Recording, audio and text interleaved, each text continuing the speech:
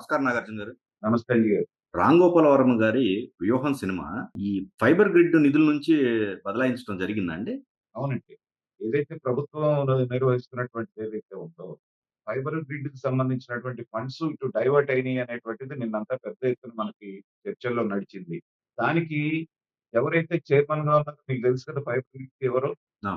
గౌతమ్ రెడ్డి అనేటువంటి వ్యక్తి ఉన్నాడు దానికి. వీళ్ళంతా కూడా ఏంటంటే ఒక దొంగల ముఠ. సో, అంతకు మించి పెద్ద పదం వాడటానికి నాకు సంస్కారం అడ్డొస్తుంది. ఈ 5 సంవత్సరాల్లో రాష్ట్రాన్ని ఏ రకంగా దోచుకోవాలి అంటే, ఎవడికి దొరికినట్టుగా వాళ్ళు పనిచేసుకొని, అవతల ప్రభుత్వాన్ని దెబ్బతీయటం కోసంగా సంస్థల ఫండ్స్‌ను కూడా వీళ్ళ సొంత జేబు సంస్థల జేబులో నుంచి ఇచ్చినట్టుగా వాడేసినటువంటి పద్ధతి చూస్తే, ప్రజలందరూ కూడా ముక్కు మీద వేలేసుకుంటున్నారు. మనం ఏమనుకున్నాం, 'రామ్ గోపాల్ వర్మ' గారు తీసినటువంటి సినిమాలు 2 కూడా ఆ దాసరి కిరణ్ ఎవరో ఉన్నాడతను ప్రొడ్యూసర్. ప్రొడ్యూసర్ అండి. ప్రొడ్యూసర్. అతను వైసీపీ నాయకుడు గాబట్టి, అతని సొంత డబ్బులతోటి ఇదేమన్నా వర్మ తీశాడేమోననేటువంటి అభిప్రాయం అందరిలో ఉంది. కానీ నిన్న డీటెయిల్స్ బయటకొచ్చిన తర్వాత చూస్తే దాదాపు రూ. 2,00,00,000 అనేటువంటిది అటు పంపించారు అనేటువంటిది మనకు అర్థమవుతోంది. పైగా ఇదే గాకుండా 'యాత్ర 2' సినిమాకి కూడా ఫండ్స్ ఇక్కడి నుంచే వెళ్ళినట్టుగా తెలుస్తోంది. ఆ 'యాత్ర 2'లో నటించినటువంటి నటుడు కూడా రూ. 50,00,000 వీళ్ళు ట్రాన్స్‌ఫర్ చేసినట్టుగా అక్కడ ట్రాన్సాక్షన్ కనపడుతోంది. 'యాత్ర 2' సినిమాకిను వీళ్ళకి ఏంటండి సంబంధం? పైగా 60 యాడ్లు తీయడానికి ఏదో కాంట్రాక్ట్ కుదుర్చుకొని వాళ్ళకిచ్చినట్టుగా చూపిస్తున్నారు. ఆ 60 యాడ్‌లో ఒక్క యాడ్ కూడా తీయలేదండి. ఈ పెద్ద ఎత్తున ఆర్గనైజ్డ్ దానికి క్రైమే సార్ అయితే ఇది. ఖచ్చితంగానండి. మీరు ఇప్పుడు వచ్చేటువంటిది ఏదైనా మీరు తీసుకున్నది ప్రతిదీ కూడా ఆర్గనైజ్డ్ క్రైమ్ కిందకే వస్తుందండి. ఇదంతా కూడా ఏంటంటే ఒక దొంగల ముఠాలాగా, ఒక బందిపోటు ముఠాలాగా తయారైపోయి ఎక్కడ దొరికితే అక్కడల్లా దోచుకోవటం అనేటువంటిది వీళ్ళ కార్యక్రమం అయిపోయింది. అందుకనే మీరు గమనించారా? 'రామ్ గోపాల్ వర్మ' తీసినటువంటి 'వ్యూహం' తర్వాత వచ్చినటువంటిదేంటంటే ఫస్ట్‌ది 'శపథం', 'వ్యూహం' తర్వాత అనుకుంటా కదా! అవునండి. 'శపథం' ఫస్టా? తర్వాతే అండి 'శపథం.' 'వ్యూహం' ఫస్ట్. 'శపథం' తర్వాత. ఆ! అవునండి. 'వ్యూహం' ఫస్ట్. అవును. 'వ్యూహం' థియేటర్‌లో రిలీజ్ చేస్తే కనీసం 2 రోజులు కూడా ఆడకపోవడం వలన ఆహ్, 'వ్యూహాన్ని' దేంట్లో 'శపథం' దేంట్లో రిలీజ్ చేశారో మీకు ఐడియా ఉందా? అవును. సేమ్ ఫైబర్ నెట్‌లో ఏసుకున్నారు.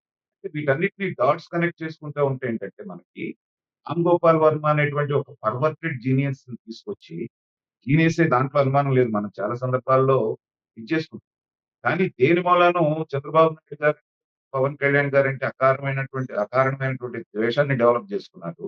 దానికి తోడు అతని సర్వైవల్ కోసం ఏంటంటే, ఇలాంటి పిచ్చి సినిమాలు తీయడానికి వీళ్ళ దగ్గర నుంచి ఆ డబ్బులు తీసుకొని, ఎన్ని రకాలుగా చేశారు. ఇవాల్టి వరకు కూడా రామ్ గోపాల్ వర్మ ప్రెస్ మీట్‌లో ఎలా మాట్లాడుతున్నారో మనం చూస్తున్నాం.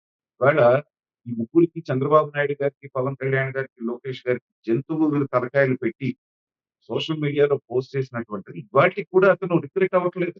అదేదో తనకి రాజ్యాంగం ఇచ్చినటువంటి హక్కులాగా నేను సటైరికల్‌గా పెట్టానని మాట్లాడటం అంటే ఏంటంటే, అతని పిచ్చి పరాకాష్ఠలో ఉందనడానికి ఇదే ఉదాహరణ. దానికి కారణం ఏంటంటే వెనకాల ఇలాంటిది ఒక పెద్ద పార్టీ అండ ఉండటం, పోనీ వాళ్ళ సొంత డబ్బులు ఇచ్చి తీయించినా ఒక అర్థం ఉంది పార్టీ డబ్బులు. అలా కాకుండా ఫైబర్ గ్రిడ్ సంస్థ డబ్బులు తీసుకెళ్ళి మళ్ళీ ఇచ్చి ఇలా చేయటం అనేటువంటిది చూస్తే ఎంత దారుణాలు జరిగినాయి. ఇప్పుడు మనం డిజిటల్ కార్పొరేషన్‌లో కూడా చూసాం. సాక్షిలో ఉన్నటువంటి ఉద్యోగస్తులందరిని తీసుకొచ్చి వందలాది మందిని ఇక్కడ పెట్టి, లక్షలాదిగా వాళ్ళకి జీతాలిచ్చి, పనేమో సాక్షిలో చేయించుకున్నారు.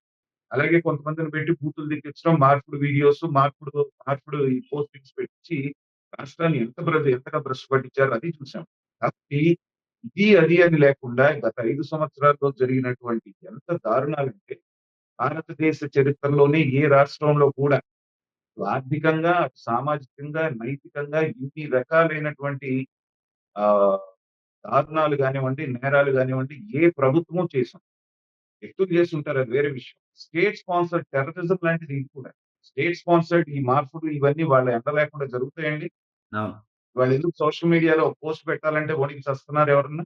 ఎందుకంటే ప్రభుత్వం స్ట్రిక్ట్‌గా ఉంది కాబట్టి. ఖచ్చితంగా మేము స్ట్రిక్ట్‌గా ఉన్నామని మీరు వార్నింగ్ పంపిస్తే 4 రోజుల్లో ఏదైనా కంట్రోల్ అవుతుంది. అది మీరు చేయలేదు కాబట్టి అది విచ్చలవిడితనం అయిపోయి, ఇవాళ రాష్ట్రం ఎంతగా భ్రష్టు పట్టిపోయిందంటే, చంద్రబాబు నాయుడు గారిలాగా ఇన్ని సంవత్సరాల అనుభవం ఉన్నాయనకి కూడా దాన్ని గాడిలో పెట్టడానికి ఇవాళ 6 నెలలు పైన పట్టింది. కూడా పూర్తి స్థాయిలో గాడిలోకొచ్చినట్టు లేదు. అసలు మీరట్లా ఏంటంటే అంటున్నారు. వీటన్నిటి మీద ఏమీ జరగనటువంటి ఇదే ఫైబర్ నెట్‌లో చంద్రబాబు నాయుడు గారి మీద కేస్ పెట్టారు చూసారు మీకు గుర్తుందా? ఆ!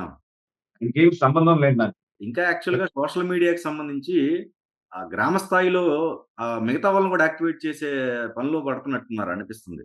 ఖచ్చితంగానండి. ఎందుకంటే మీకు మనస్సులో ప్రవృత్తి అనేటువంటిది మీ జీన్స్‌లో వచ్చినప్పుడు, గతంలో రాజశేఖర రెడ్డి గారు కూడా అధికారంలోకి రావాలి, చెన్నారెడ్డి గారు కొన్నిసార్లు ఏం చేశారో మీకు గుర్తుంది గదా! సిటీలో అల్లరి సృష్టించి బోలెడు మంది మరణానికి కారకుడయ్యాడాయన. సో, అలాంటి వారసత్వాన్ని పుణిపుచ్చుకున్నటువంటి ఈ వ్యక్తి ఇంతకంటే ఏం చేస్తాడు చెప్పండి? ఇవాళ పని పాట కూడా ఏమి లేదు గదా!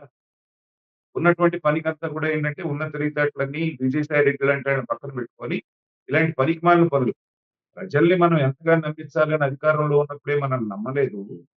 వాళ్ళు కూడా మళ్ళీ అదే తప్పుడు ప్రచారం చేద్దాము సోషల్ మీడియా ద్వారా వాళ్ళు సన్నద్ధం అవుతున్నారంటే ఏంటంటే, అది వాళ్ళ దివాళా కోరుతనం, వాళ్ళకి వ్యూహం లేకపోవడం అనేటువంటిది పాత చింతకాయ పచ్చడి లాంటి దాన్నే పట్టుకొని మళ్ళీ ముందుకెళ్తే, ఈసారి ఆ 11లో సగం కూడా రావు.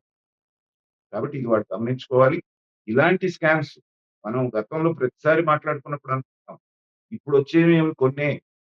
రాబోయే రోజుల్లో ఇంకా చాలా వస్తాయన్నటువంటిది మనం మాట్లాడుకున్నట్టే 2 రోజులకి, 3 రోజులకి ఒకటి బయటికి రావడం, దాని గురించి మనం చర్చించుకోవడం జరుగుతా ఉంది. అది. కాబట్టి ఇది ఎక్కడి దాకా వెళ్లి ఎక్కడి దాకా ఆగుతుందో చూడాలండి.